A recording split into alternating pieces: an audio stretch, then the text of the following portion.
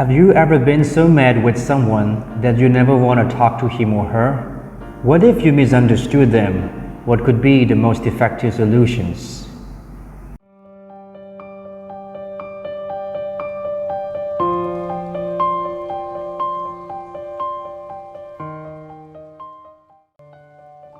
There was a story about a young couple. The husband had to go to war, leaving his pregnant wife behind. 3 years later, the man survived the war and came back home. His wife went to welcome him, bringing a little child along with her. This was the first time in 3 years that the young loving couple had seen each other. They could not hold back the tears of joy and reunion, as the war was so tough that the couple had not expected to see each other again. Now they were in each other's arms tightly, crying the tears of love and happiness. Yet, what was more blessed to them was that it was the first time that the man had seen his child.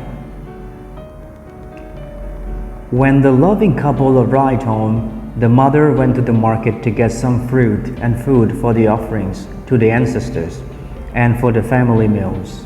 At home alone with just the man and the child, the man was trying to make the child call him Daddy. The boy refused. The boy said, "Mister, you're not my daddy. My daddy is someone else. He used to come and visit us every night. Whenever he came, my mother would talk to him for a long time and cry and cry. When my mother sat down, the man sat down. When my mother lay down, he also lay down. So you're not my daddy." Hearing these words, the young father's heart turned to stone. He could no longer smile. He became silent.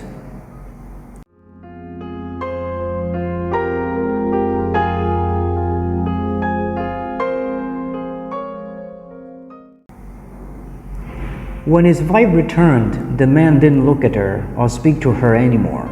He was very cold. He acted as though he despised her. She didn't understand why, and she began to suffer deeply. After the ceremony to make an offering to the ancestors, it's traditional to take the offering from the altar, and then the family sits down and enjoys the meal with happiness. But after the young man performed this offering, he didn't do this. He left the house, went into the village, and spent his time in the liquor shop. He got drunk because he couldn't bear his suffering. When the husband came home, it was very late. He did the same thing every night. He never talked to his wife, never looked at her, never ate at home.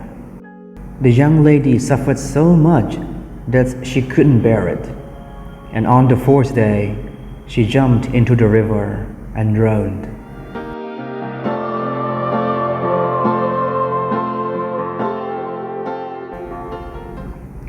The evening after the funeral, the young father and the boy came home. As the man lit the kerosene lamp, the little boy shouted, "He is my father," and pointed to the shadow of his father on the wall. It turned out that the young woman used to talk to her shadow every night because she missed her husband so much. One day the little boy had said, "Everyone in the village has a father. Why don't I have one?" In order to calm the little boy, she pointed to her shadow that night on the wall and said, "That is your father." Of course, when she sat down, the shadow would sit down too. Now the young father understood. His wrong perception had been wiped away, but it was too late.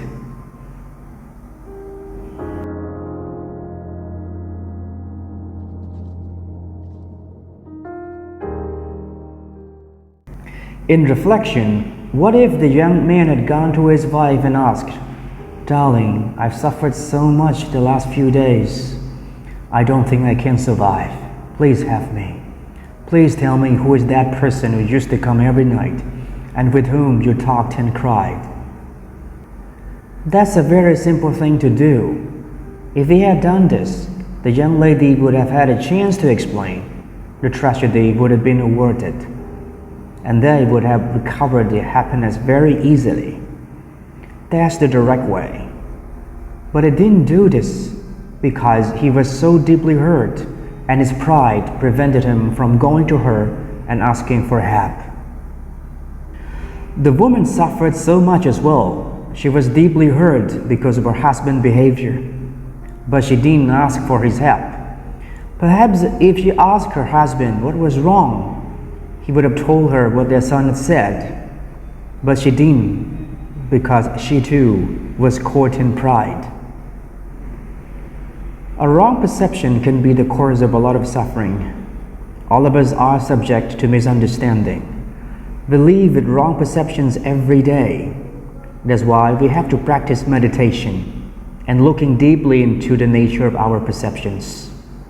Whatever we perceive, we have to ask ourselves, are you sure your perception is right? To be safe, you have to ask. We are subject to many wrong perceptions in our daily lives. It may be that the other person didn't have the intention to hurt you. Mindful communication has the potential to ease so much of the unnecessary suffering in our relationships.